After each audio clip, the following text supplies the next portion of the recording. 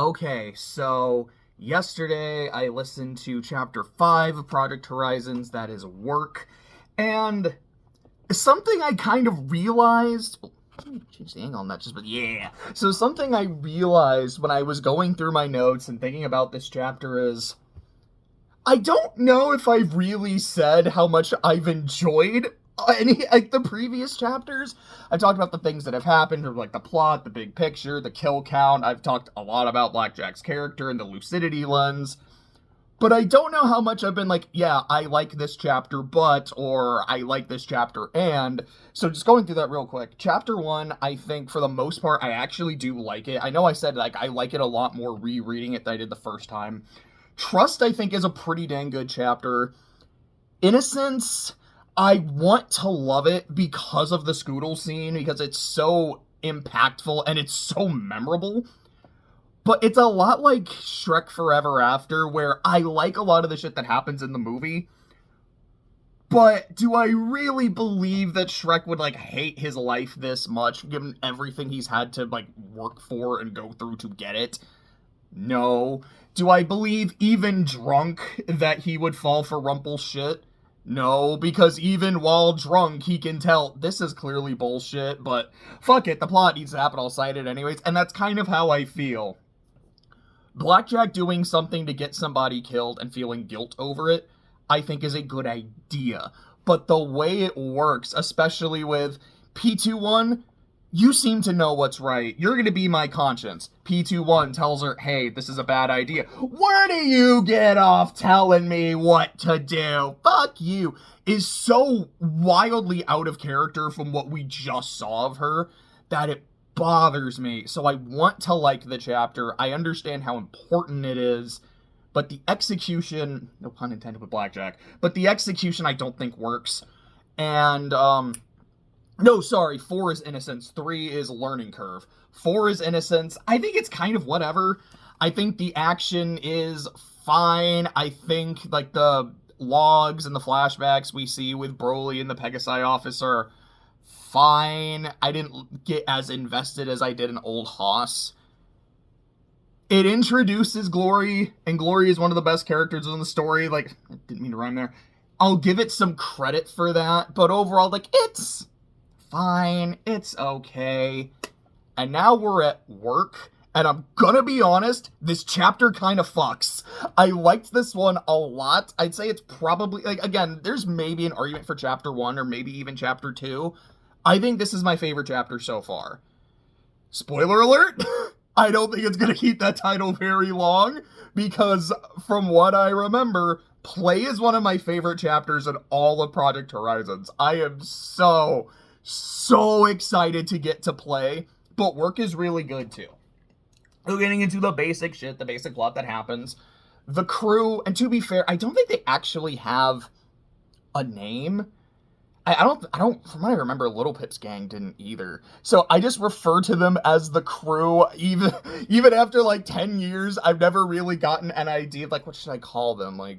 If she's security, security in her entourage, are they just the cops or something? I don't know, I just call them the crew. Huffington PD, I don't know, maybe there's something there. But the crew actually reach Huffington City. They're able to see the core. Earlier they heard about it, now they're actually able to see it for the first time. They get to Mega Mart, they meet Bottle Cap, they meet the Finders. We actually get some, real plot starting for... I mean, we're only in, chapter 5, but kind of for the first time since chapter 1, because the last few have been alright, we're trying to figure shit out, find our bearings. Now, we have a plan. We need to decrypt DC-1101. It costs 10,000 caps, so it's Fallout, baby! We gotta do side quests! Okay, what's the line from the show? It's the golden rule of the wasteland, thou shalt be distracted by all random bullshit. Alright, we gotta do side quests for a bit so we can get the money, so we can continue with the plot. The side quests that they do, there's 3 that they sign up for they complete. The next one is in the next chapter. They have to fight a bunch of scorpions and collect their glands, which is honestly a really fun scene of them just fighting scorpions, killing bugs, and a big-ass scorpion shows up. Glory almost dies, Blackjack gets really desperate to save her, does so, but then Glory starts succumbing to poison. So they go to the next side quest.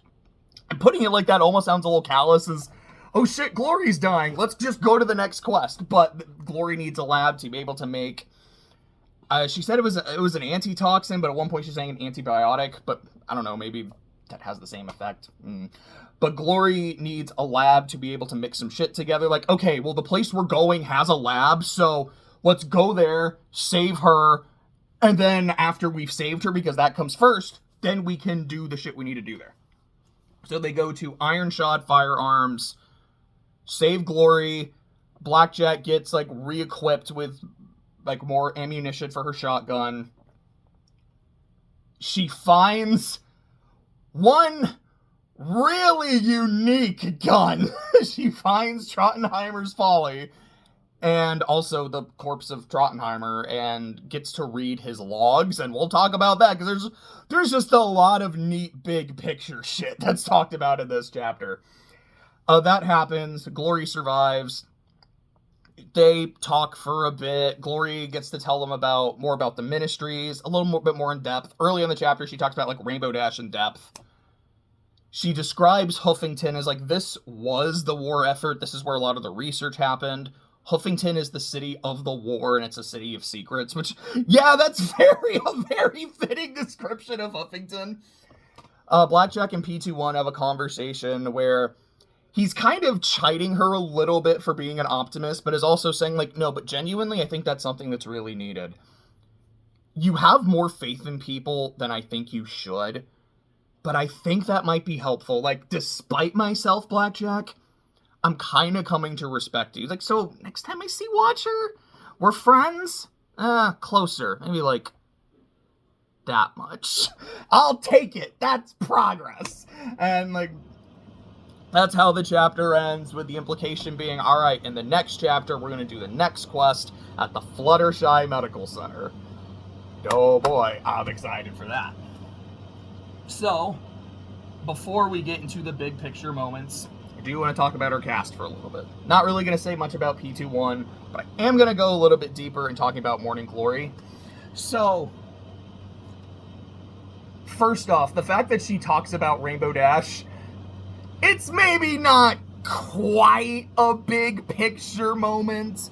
In a way it is, where I'm like, okay, like, I know Rainbow Dash does end up showing up in the story. She became not really a major character, but she has some impact in Thunderhead and during the climax. And also, given what happens at Hippocratic, Glory doesn't actually say anything like, man, like, if I were Rainbow Dash, this is the thing I would have done, or, man, I would hate to be someone like Rainbow Dash. But she is not the most scathing, but she does show her displeasure with Rainbow Dash. So yeah, like, the killing joke is pretty funny when you get to it later. But she does just kind of talk about the status of the Enclave. She's like, look, there's shit that I can't really talk about, and I think I have that. I believe I have that in a big picture when she talks about, like, her family. Wait, did I not actually write that down? Fuck, I actually didn't write that down. Stupid, I'm not a smart pony. Let me go and bring that up then. So another big picture thing is Glory talks about her family. She specifically mentions that, you know, like, the Enclave is classified, Thunderhead is classified, there's a lot I can't tell you. If I did, and it, like, people found out about it, it could compromise my sister. And we find out later her sister, Dusk, I don't remember if that's her full name, it's probably like Evening Dusk or some shit like that. She is part of the Enclave. She does meet and fight Blackjack. The scene I remember, and if I'm totally wrong, that'll make it kind of funny, is I think Dusk is one of the Pegasi she meets after 22, like, when she tries to kill herself and get separated from the party. She, like, commandeers a Pegasus that, like, she rides. I think that was Dusk, and I remember Dusk is also in the final party, kind of taking Glory's place.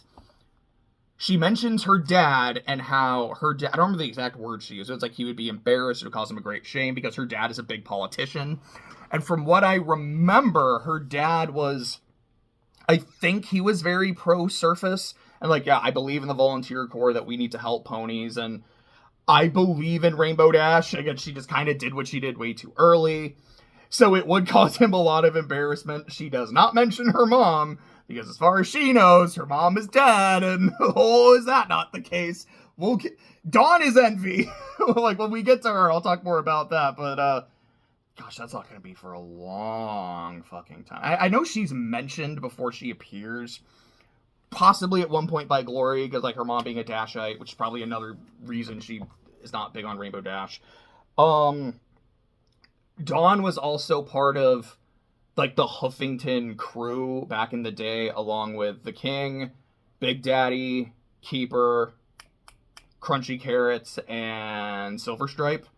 I'm using that name specifically instead of Zodiac because Trottenheim refers to her as SS. So, like, she is mentioned in this chapter. So I know we hear about Dawn a few times, and then she shows up. I don't think she shows up until part 4. Because I think you maybe hear about the Harbingers and Huffington Rises somewhere in part 3, but they really, like, show up and become a problem in part 4. Anyways, I'd forgotten to talk about that. But talking about Glory and Glory's character arc. As P21 says to Blackjack, like, it's good that you're an optimist. We need an optimist. That's who Glory is. She's the optimist of the group. She is the bleeding heart who just, like, I just want to help. As she even says, she's like, I just wanted to help people. I wanted to save the world. I wanted to give food and supplies. Why are they like this? And as the story goes on, she becomes a lot colder, a lot more logical, a lot more, like, bitter and mean-spirited. The part that lives in my head rent-free is when they get to the society and they see the slaves, and P21 being him, someone who has been enslaved, and I think at this point in the story, he's truly experienced freedom physically, mentally, and emotionally. He's like, no, we can't abide this.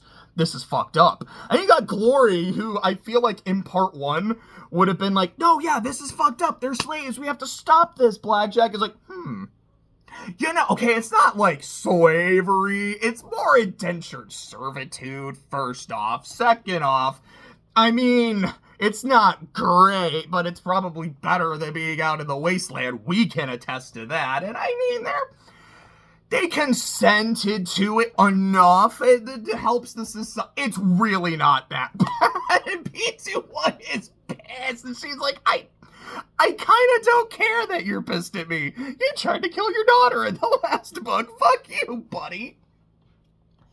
And I genuinely feel like that turn in her character and that development is earned and makes a lot of sense because Baby Girl goes through a lot.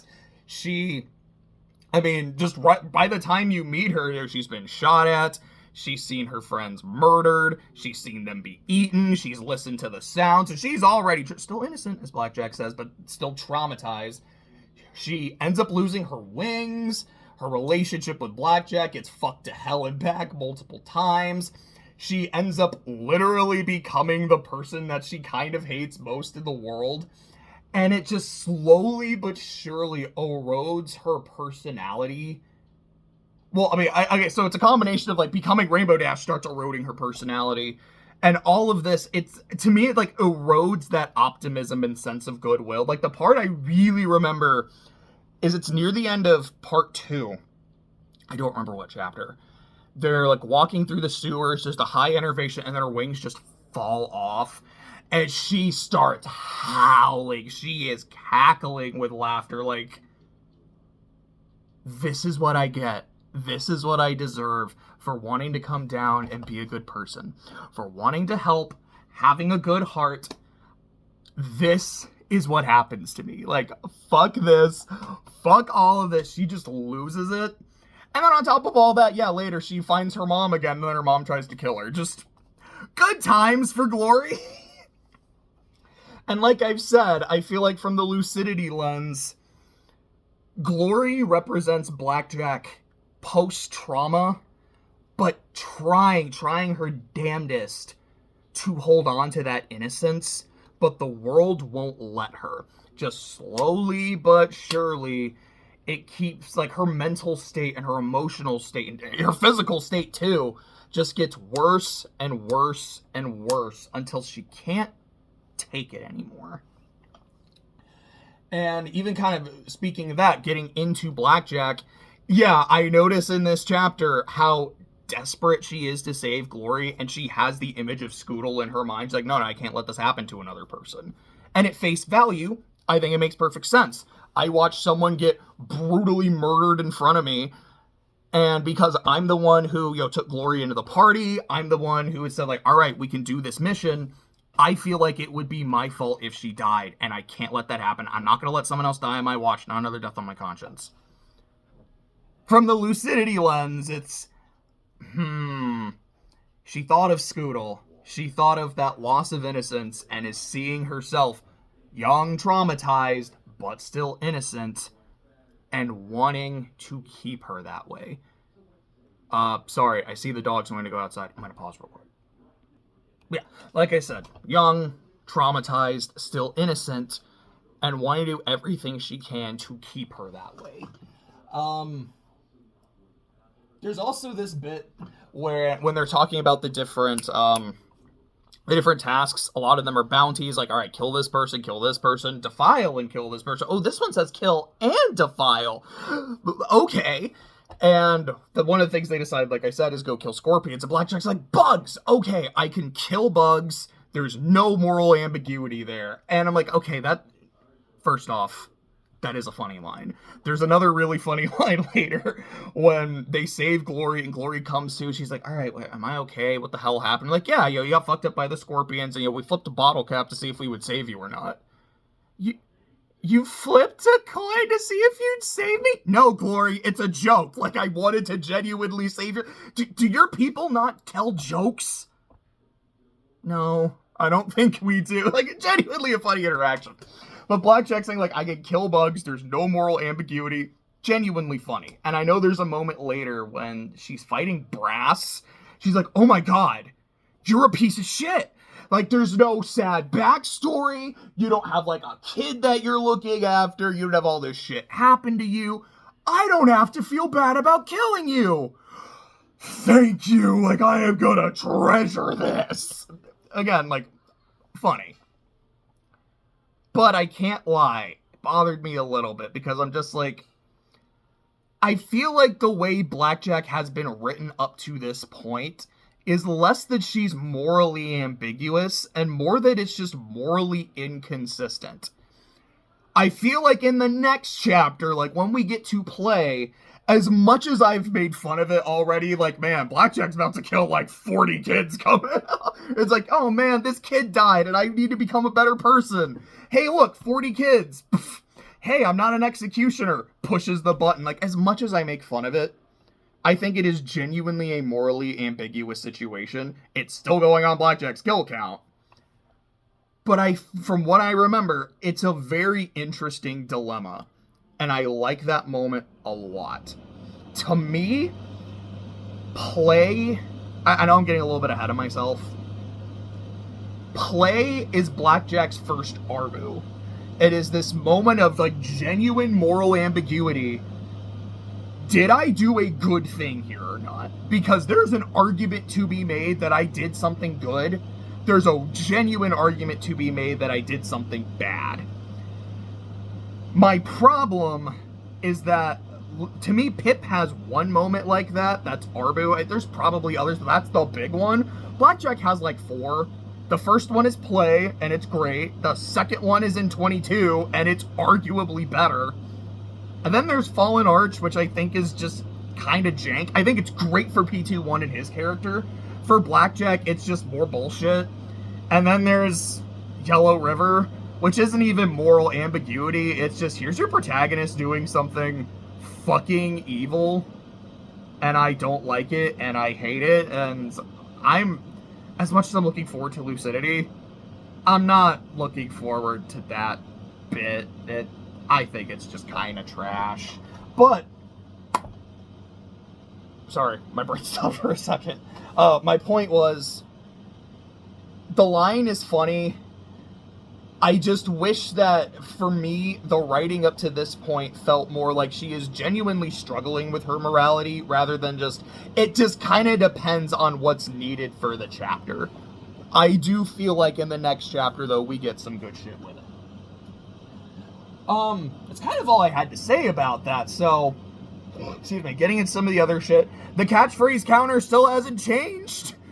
There's been no ante-up. There's been no I'm not a smart pony. There's no I'm not an executioner. There's no security saves. She's been referred to as the security mayor and as security, but that doesn't count. I'm like, man, like I was excited to see the catchphrase counter like go up, but it is like a dearth early on. And speaking of which, same for the kill count. There's only 3. There's a bit in the cave with the scorpion where she's like, all right, I see dozens of bones. So I'm like, that's...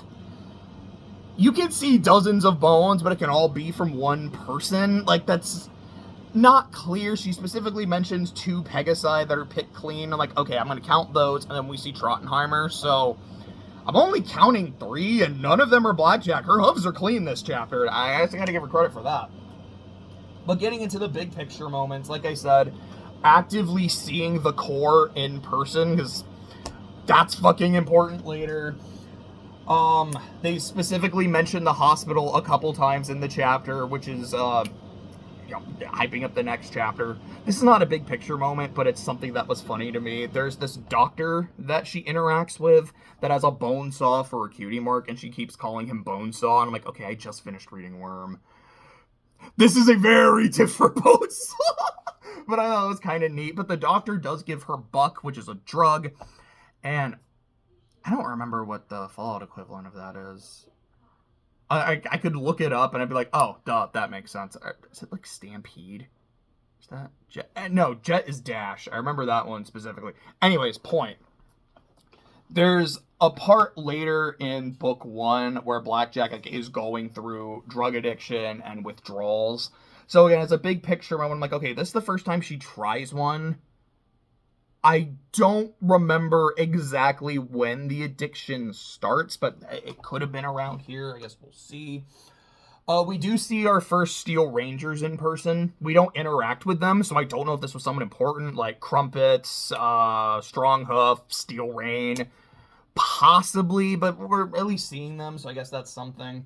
But there's another kind of line about Blackjack saying, I'm never going to see my mother again. It's like, from a certain point of view, you do. You never see her alive, but you do see her. When they're in Ironshod, she sees like an advertisement for the IF-88 Iron Pony, like a shotgun that she really wants. And from what I remember, that's a few times throughout the story. She's like, I want that fucking gun. I want that fucking gun. And then by the end of the story, she does get it. She's like, I love you. I'm going to call you sexy. And sexy does work. From what I remember, she didn't have it very long because near the end of the story, and she either lost it or it broke. I think that happened on the moon. I could be wrong about that. It might have happened in the space station, but it was pretty cool when she did get it.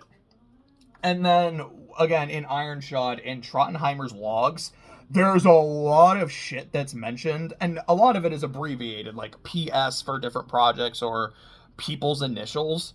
But the shit that's mentioned, we get Golden Blood mentioned, Silver Stripe is mentioned, specifically as Silver Stripe and not as Dr. Zodiac. True Blood is mentioned. Old Sanguine, but True Blood is mentioned, which is his real name and not Sanguine. They refer to the director a few times when I know in the context, because it's not Golden Blood, that means it's Horse. PH, so it's the first time in Project Horizons we are even slightly hear about Project Horizons. There's a PS mentioned, and because it's in relation to Horse and not Silver Stripe, I know that's Project Starfall and not Project, not Steel Pony. Also, Blackjack getting Folly, right there, that's Project Starfall. We get PC, which is Project Chimera. PP is mentioned a few times, like, alright, I just know that's Pinky. PL is mentioned, I was like, what the fuck is PL? There's not a project that starts with L. Whose initials are PL? And then earlier today, I was like, oh, duh, that's Luna. It's just Princess Luna. I don't know why that was so hard for me to put together, but there we go. But yeah, PC for Chimera. They mentioned Flux a couple times, which is really important for Chimera, and a big picture, I know that's Discord's blood. Which in hindsight, I'm like, okay, the idea that they have Discord's blood and it's so chaotic, it like allows them to do fucky shit. That's actually kind of cool. My big problem with it, I know I said this previously, I'll probably talk about it when I get to Hippocratic, is the idea that's like, oh look, Star Metal is so fucky, that Discord being around it, he's completely powerless. I'm like, I don't know, I don't buy that. That's kind of stupid. And then in season 6 with Chrysalis's throne, that's basically exactly what it does. It's like, oh yeah, it nullifies all magic, so Discord can't do anything. I'm like, man, I can't be mad at Somber anymore because there's an actual canon justification. It came out after the fact, but there is a canon justification for this. But I hate the canon justification, so I still don't have to like it. But we talk about that, and Trottenheimer does also talk about how he's making special bullets, which we know is Folly, and that's Starfall. How Golden Blood talks about, like, there's even larger threats, which from his perspective is either talking about Luna, because Horizons was specifically if Luna can't be controlled and goes off the rails, which she does the entire fucking story, we have something that can save the world. Not the people in it, but we can save the world. And then other greater threats like Amadi and the Eater, because he, if I remember correctly, like, he unearthed the Eater in an archaeological incident, like in an archaeological dig. So he's aware of that shit. He's like, we need Horizons for this as well. I think that's kind of all to talk about. I'm just going to talk about Folly for a bit. I love this thing. I really, really do. For quite a few reasons. Number one, if Project Horizons were to be a video game, here's Blackjack's level 3. Here's her, like, super is busting out Folly and fucking deleting whatever is in front of her. I don't know if it would be an insta-kill, like Android 16's an insta-kill, the I have no other option. I don't remember if it is. I know it puts him at 1 hit point. I think it kills or just does a fuck ton of damage. Folly, I think, would work similar. And because of how Folly works, Blackjack would have, like, 1 hit point after. That's what I like about Folly. Once it's... Okay, so it's introduced. You don't really know what it is. It's just a really big fucking gun. You're like, I don't know how this thing works. Later, it's very much a get-out-of-jail-free card, but there are limits to it because there's a limited number of bullets. So anytime she finds one, I, as the reader, got really hyped. It's like, oh shit, that means we have Folly again. We can do something with it. Also, I know that, like, shit is going to happen later where we need a Folly bullet. I liked that.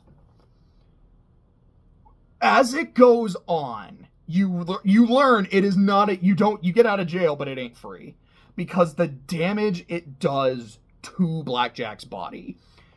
And just the slow degradation of her body every time she uses it. I find that really interesting. Like, you get out of a situation, but you have to pay the piper to do it.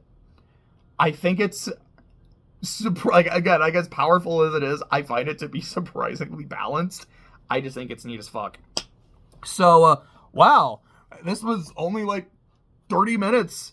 This is easily, like, the shortest a Horizons video has been. I'd be shocked if they were Horizons videos that were shorter, given how much shit I usually have to say about this story chapter per chapter, but I don't really have a lot of other shit to say. I don't have a lot to complain about, kind of surprisingly.